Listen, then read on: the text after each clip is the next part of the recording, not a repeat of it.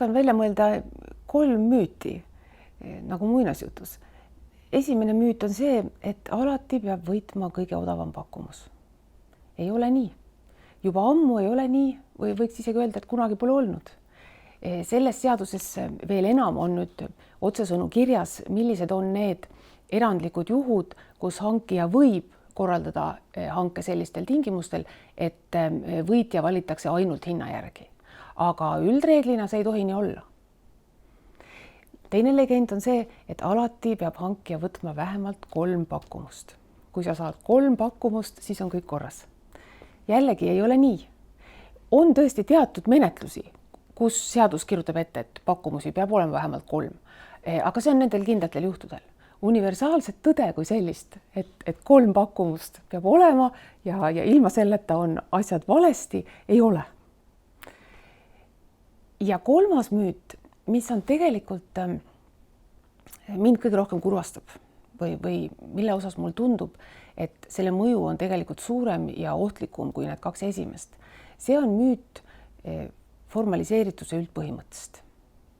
Ja selline seisukoht on tõesti kahjuks jõudnud isegi kohtuotsustesse. Kuigi Riigikohus on juba mitmed aastad tagasi üheselt sedastanud, et formaliseerituse üldpõhimõte riigihanke õiguses ei kehti, siis isegi veel sel aastal, kui ma ei eksi, tuli üks halduskohtu lahend, kus kohus tugines sellele, et kehtib formaliseerituse üldpõhimõte. Mis asi on formaliseerituse üldpõhimõte?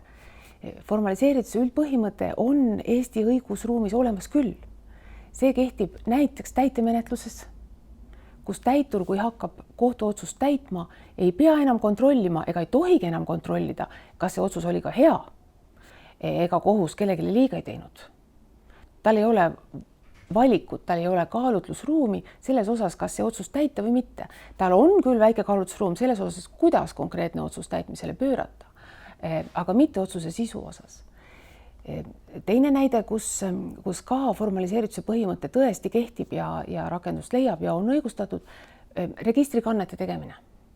Registrikande tegemisel samamoodi registripidaja, kui ta näeb, et formaalses mõttes on esitatud korrektsed taotlused või dokumendid või andmed, siis ta peab selle kande tegema, ei ole temal enam kaalutlusruumi otsustada, et kas see kanne tema arvates on ka põhjendatud või õige.